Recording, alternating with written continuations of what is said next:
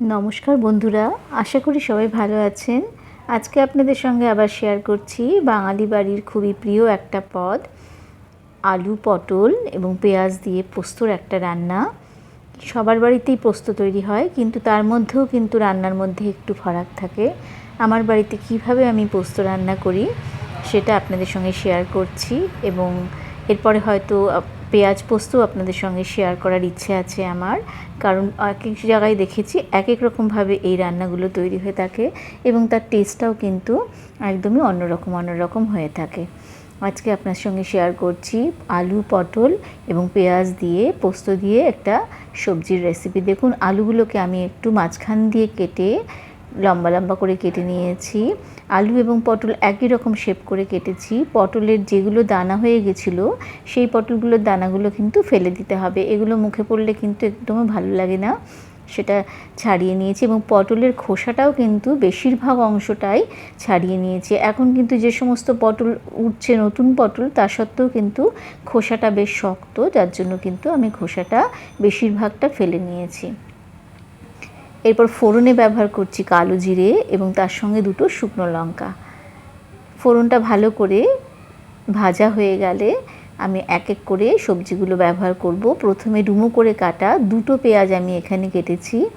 পেঁয়াজগুলোকে দিয়ে ভালো করে মিনিট খানেক মতন আমি প্রথমে পেঁয়াজটা ভেজে নিচ্ছি।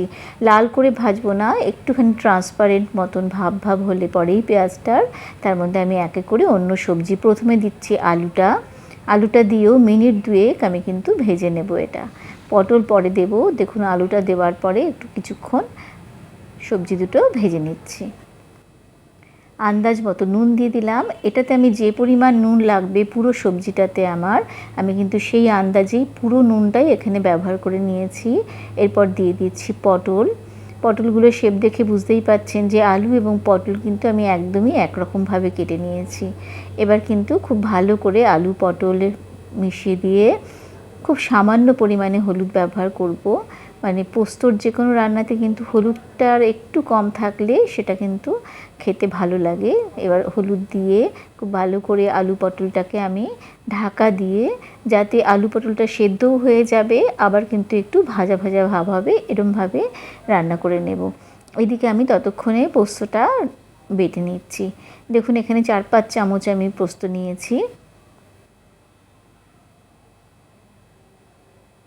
তাতে আরও 1 চামচ মতো নুন দিয়ে দিলাম। এটা পোস্তর আন্দাজে আমি নুন দিয়েছি এবং এতে প্রথমে শুকনো গুঁড়িয়ে নিয়েছি। এইভাবে পোস্ত বাটলে একদমই কিন্তু শিলনোড়ায় যেভাবে পোস্ত বাটা হয় সেই রকমই খেতে হয় বন্ধুরা। এরপর এতে আমি ঝাল 4টি লঙ্কা ব্যবহার করেছি। এই ঝালটা এবং তেলটা আপনি আপনার রান্নার বা বাড়ির টেস্ট অনুযায়ী দেবেন। এরপর আলু পটলটা দেখুন অনেকটাই ভাজা হয়ে এসেছে, একটু লালচে হয়ে গেছে আলু পটলটা। আর এদিকে পোস্তটাও খুব ভালো মতন বাটা হয়ে গেছে আমার। এরকম ভাজা হওয়ার পরে এতে বাটা পোস্তটা আর একটুখানি জল মিশিয়ে আমি রান্নাতে ব্যবহার করব। আমাদের রান্নাগুলো আপনাদের যদি ভালো লেগে থাকে বন্ধুরা, আপনাদের কাছ থেকে কিন্তু কমেন্টস অবশ্যই আশা করছি, এবং নতুন বন্ধুদের কাছ থেকে যারা দেখছেন চ্যানেলটা একটা সাবস্ক্রিপশান আশা করছি, লাইক শেয়ার কমেন্টস তো আশা করছি। দেখুন, এবার বেটে রাখা পোস্তটাকে খুব ভালো করে সবজির সাথে মিশিয়ে দিতে হবে এবং একটা করে পিঠ আস্তে আস্তে খুব স্লো ফ্লেমটাকে লোতে রেখে ধীরে ধীরে পোস্তটাকে ভেজে নিতে হবে। আমরা যারা বাঙাল বাড়িতে পোস্ত কিন্তু খুব একটা জলে জল থাকে না আর কি, একটু শুকনো পোস্ত রান্না হয়, সেভাবেই আজকে রান্না করছি।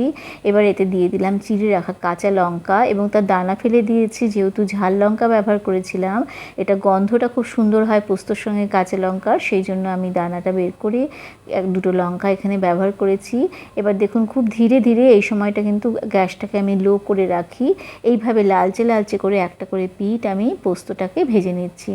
এই ভাজা পোস্তর গন্ধটা কিন্তু অপূর্ব হয় এবং এই পোস্তটা কিন্তু শুকনো ভাতেও খান তাতেও অপূর্ব খেতে হবে, এবং এর সঙ্গে যদি ডাল খান তাহলেও কিন্তু খুবই উপাদেয় একটা পদ। আমার মনে হয় বন্ধুরা একবার বানিয়ে দেখুন, দেখে কমেন্টস করে জানান যে আপনাদের কেমন লেগেছে, এবং আশা করি আপনাদের সঙ্গে আমাদের আবার দেখা হবে পরবর্তী ভিডিওতে। ততক্ষণ পর্যন্ত ভালো থাকবেন। অনেক ধন্যবাদ বন্ধুরা।